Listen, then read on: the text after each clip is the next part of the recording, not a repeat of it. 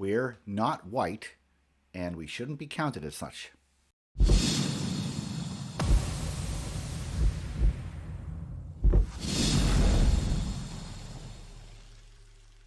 Before I start talking about what I'm going to talk about, I have to really set down the rules for the definitions, because the word Jew has a bunch of different meanings, and I've made some pretty strong statements in the past that I'm just going to nuance a bit in this video. I am not a Jew as far as religion is concerned. Judaism is not a race. Judaism is not a culture. The religion of Judaism likes to take credit for those things, but it's not about the religion of Judaism. However, I just got my 23andMe, and I'm not white. I'm 100% Ashkenazi Jew. My race is Ashkenazi Jew. It's a stupid name for a race. It's a confusing name for a race. They should have just called us Ashkenazi, but they called us Ashkenazi Jew, and that's the name of my race. Now that means you can be an Ashkenazi Jewish Christian, an Ashkenazi Jewish atheist, an Ashkenazi Jew, because the Ashkenazi Jew part is just the race. And with that comes the culture, right? The food, the dance, just like every other race comes from every other location. They have their similarities. Let me tell you a little bit about my race. My race is, first of all, not white. I went out with a few friends of mine this past summer, and we noticed that there was one white person in the group, and it wasn't me. And we took a picture of our arms, and my arm didn't look like the white guy's. But it's more than that, right? And this is a really important point that I really have to get through, okay? Ashkenazi Jews is a man-made race. And why do I say that? It's because the Jewish people, the religious Jews, were corralled and pushed aside by anti-Semitism. Because of anti-Semitism, they were corralled over the course of millennia, so much so that they inbred and formed their own race. It is literally a man-made, hate-created race. And since that race has existed, it has been the subject of persecution.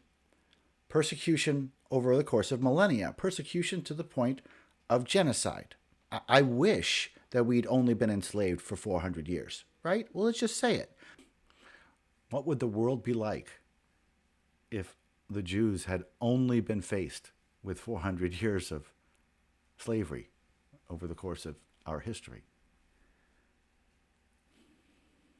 It would be an interesting world, wouldn't it? Now, I'm not saying 400 years of slavery is good. I'm not saying that at all. It's terrible. It's not genocide. One of the things that I'm really concerned about is that we are losing our identity by calling ourselves white. And there are repercussions for that. There are ramifications for that. We are a race that has had a tremendous amount of persecution, a tremendous amount of hate, systemic anti-Semitism in the United States. My father was born and raised in the Depression. He had cardboard shoes. He went to the army. He got shot down. He was paralyzed, 100% disabled his whole life. Faced discrimination with a name like Silverman in Boston. He faced discrimination readily.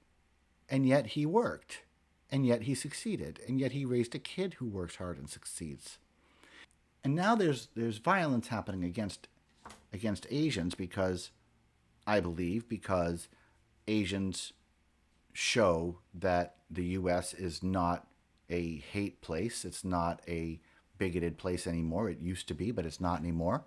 In my father's time, it was a hateful place. Now it's not. In my father's time, there was systemic racism, systemic anti-Semitism. Now it's not. But people are hurting the Asians because the Asians hurt the mantra of the woke left. the mantra of the big evil racist white. And that is happening, I believe, in part because the Asians are the only ones in that category. And it's not true.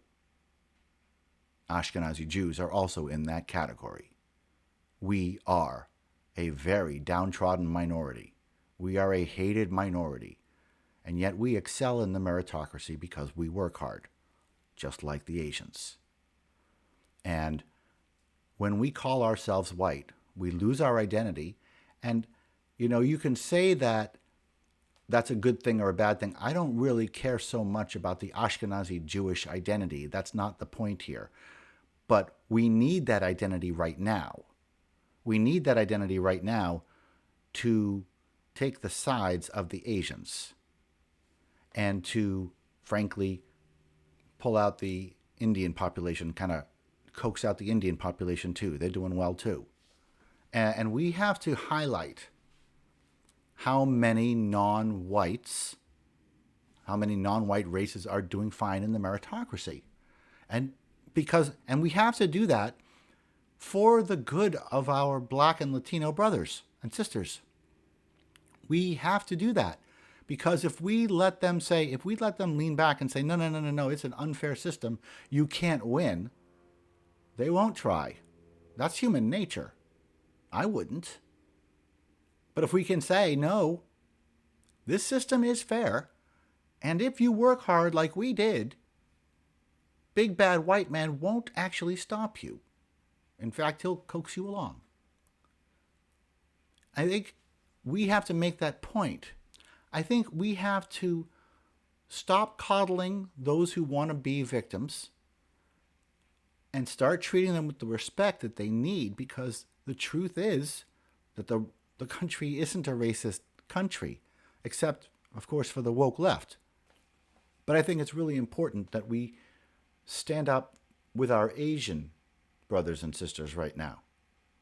They cannot be singled out. They should not be singled out. They should be backed up. We will negate the idea that they're a one-off. We are all partners on this planet. We are all equal citizens in this country. And we have to stand up to each other in an effort to help each other. We have to stand up to each other in order to stand up for each other. That's what I'm trying to do here. That's what I'm trying to foster. We're not going to solve problems if we let people believe falsehoods, if we let people wallow in mantras and lies, if we let mob rule society. And so I'm calling on all Ashkenazi Jews out there to not call yourself white anymore. Don't let anyone call you white, because you're not. You can't get into a white supremacy rally because you're not white. The white people did not face what our people did. And we need to respect that. And when we call ourselves white, we don't. We merge ourselves with them. We lose the identity of our race, of our culture. And we shouldn't do that. Not right now. It's not like our culture is it's not like our race is like the thing, but we have to right now, in order to fight this wokeism, and in order to stop, in order to stifle the violence against the Asians, because the Asians are being singled out, and we need to stand up there with them, shoulder to shoulder. My name is David Silverman, and I am not white.